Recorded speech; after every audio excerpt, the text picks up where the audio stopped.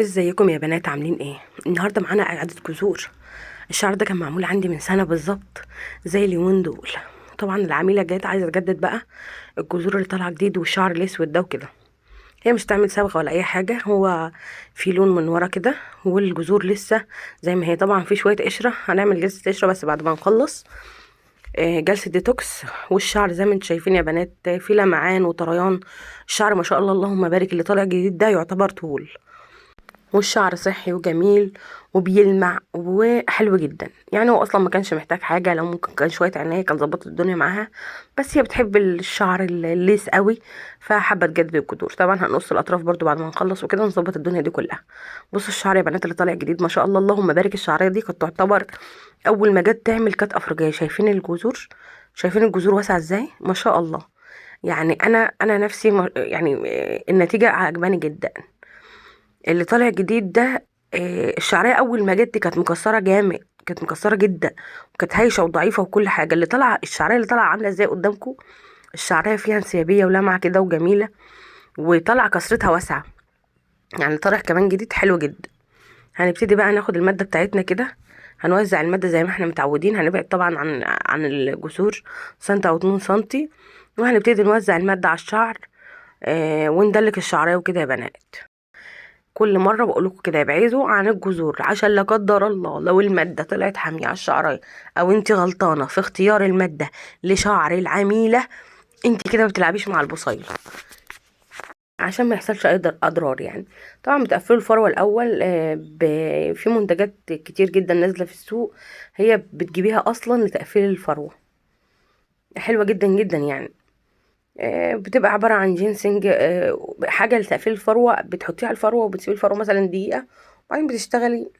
وانا طبعا عشان الحمد لله بقيت ايدي في الشغل على طول، فبالتالي ما بقفلش الفروة. انا ببقى واخدة حرصي كويس جدا على الشعراية، وعندي مواد كتير جدا بشتغل بيها على الفروة لان انا مشكله في المواد. طبعا مش هقول لكم ان انا اول ما اشتغلت كان عندي 100 ماده و20 ماده والكلام ده، لا انا بادئه كنت ببتدي بماده واحده لكل انواع الشعر، وبعدين ربنا كرمني، ولما ربنا كرمني ابتديت اجيب مواد واشوف ايه انه الاحسن وايه اللي بيجي لي مشاكل منه وايه اللي ما بيجيش مشاكل. فطبعا انت طالما ايدك في الشغل هتعرفي ايه الماده اللي كويسه معاكي وايه الماده اللي ما جاش من وراها مشاكل وايه الماده اللي جابت نتيجه كويسه جدا معاكي. يعني مجرد ما تشتغلي بيها هتنقي الانواع اللي انت مرتاحه فيها. يعني ناس كتير بتقولي انا عايزه ابدا منين وابدا ازاي.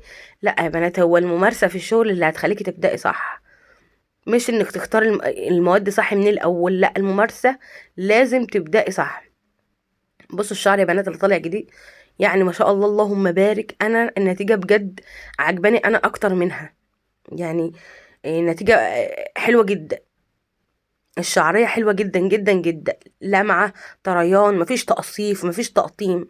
الشعراية ما شاء الله. طبعا ده مش سببه انا، يعني مش سببه انا اللي عاملة الشعر، لا، اهتمام العاملة بشعرها هو اكبر سبب. يعني انا لو العميلة عليها نص العمل فالمتخصصة عليها نص العمل.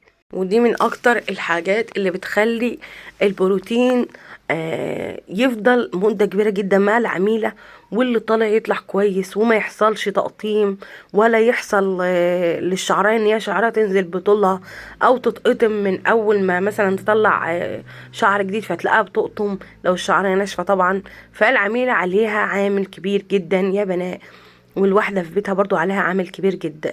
طبعا انتوا شايفين اهو انا بوزع المادة على الشعر كله لان انا حاطه لها بوتوكس وفيلر. هي المادة اصلا بوتوكس وفيلر مع بعض، وحاطه لها ترميم كولاجين. ترميم كولاجين عندكم اي ترميم استخدموه، عندكم اي مواد استخدموها، بس لو مادة حامية بتفرد 100% للشعور اللي هي الافريقية مثلا ما تجيش في قعدة جذور زي دي تحطيها خام. لازم تحطي عليها اي ترميم عندك، والترميم اللي هو مش بيفرد لوحده. يعني مش الترميم اللي هو فرد. في ترميم فرد بيتباع كده عند العملاء بيبقى ترميم فرد، لا الترميم بتشتروه هو ترميم معالج، يعني ترميم مش فرد. هو لو ممكن تعملي بيه جلسات ترطيب، ممكن تعملي بيه جلسات للشعر الهايش المتقصف، ممكن تعملي بيه جلسات اللي هي للشعر اللي بينزل بيقع. هي بتوقف كل ده. فانت في الوقت ده هتاخدي المنتج ده، هو مش فرد، هو انت خففي بيه المادة بتاعة البروتين او البوتكس او الفيلر، اللي هو في فيلر سخن يا بنات وفي فيلر بارد. الفيلر البارد ده مش بيفرد برضو، زي الترميم برضو كده مش بيفرد. فلو عملتوا كده الشعرية معاكم هتطلع ما شاء الله اللهم بارك، مش هتتعبها خالص ومش هتنزل منها، الا اذا بقى في حالة ان تكون العميلة مثلا يعني عندها انيميا، نقص فيتامين معين، الحاجات دي كلها. طبعا انا وزعت المادة هنا يا بنات، كنت خلصت توزيع المادة خلاص. هنسيب بقى شعر العميلة ده بالظبط ساعة واقل من ساعة، ممكن 40 دقيقة، وهنبتدي نشطف الشعراية. وانا برضو صورت لكم الشطف عشان تاخدوا بالكم من كل حاجة. انا بشطف الشعراية اهو، هشطفها شطف كامل هنا مع العميلة دي اللي هو تجديد الجذور ده، هنشطفها شطف كامل يا بنات، مش اللي هو نص شطف ولا كده، لا شطف كامل. انا هنزل كل المادة، انا مش مسرعة الفيديو ولا اي حاجة علشان تبقوا متابعين كل حاجة. بصوا انا بنزل كل المادة اهو، مشغلة الحنفية على اعلى درجة.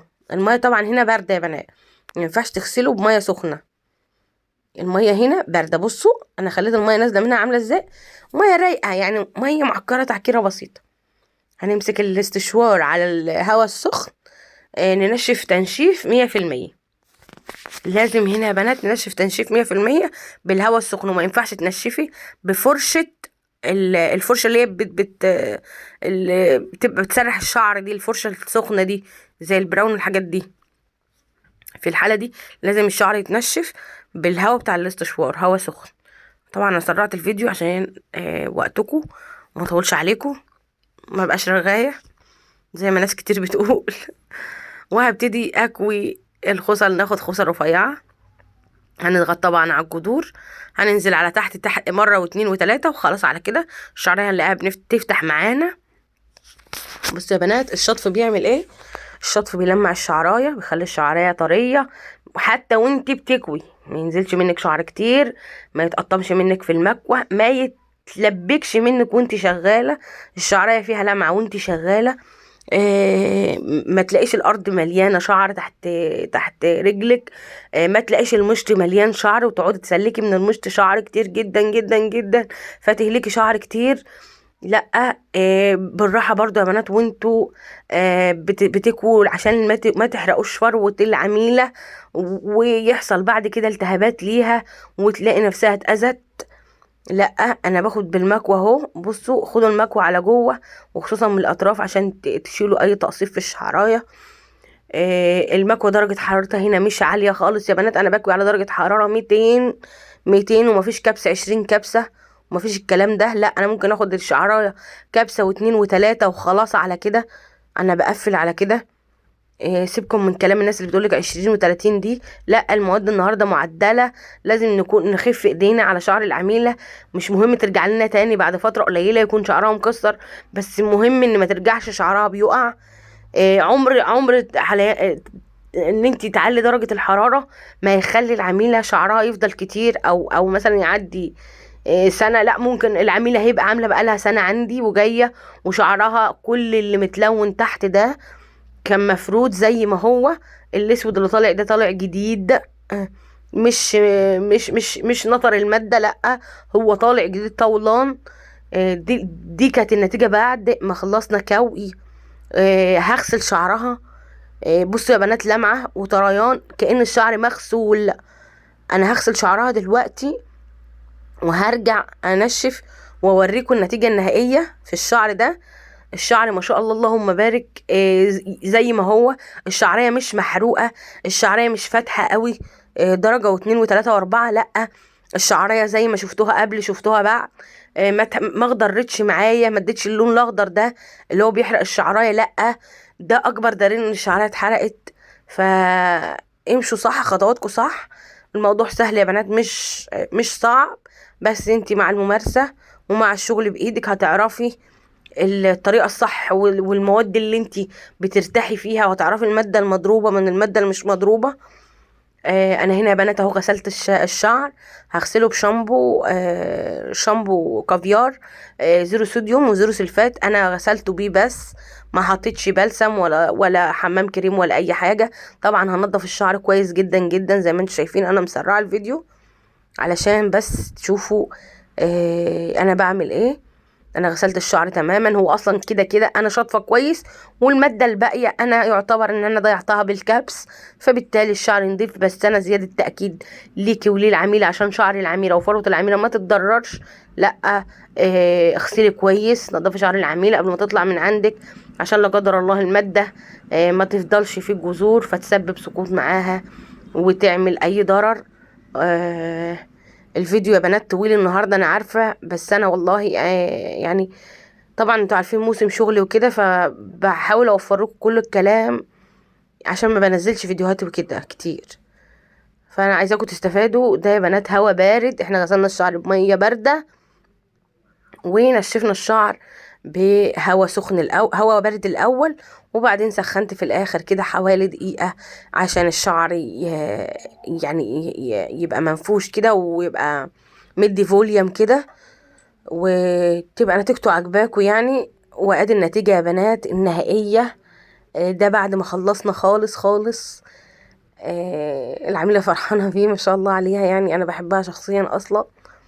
اهو الشعر اهو قدامكم طريان ولمعة. الشعر ده معلهوش سيرم، مغسول بشامبو بس، ولا حمام كريم ولا بلسم ولا اي حاجة مطرياه ولا اي مادة دهنية ملمعاه. دي لمعة الشعر الطبيعية، دي نتيجة الشعر والجذور يا بنات. ودي تاني مرة، وان شاء الله هجيلكوا السنة الجاية بيها برضو والشغل يعجبكم. يا رب يكون الفيديو عجبكم يا بنات وما كونش ثقيلة على قلبكم. كل سنة وانتم طيبين ورمضان كريم عليكم يا بنات يا رب. وعايزة دعم كبير واشتراك في القناة، اللي ما اشتركش ينزل يشترك، فعلوا زر الجرس كده عشان تدعموني وعشان انا اي معلومة اقدر اوصلها لكم. دمتم بخير يا رب. ورمضان كريم عليكم يا حبايبي. مع السلامة.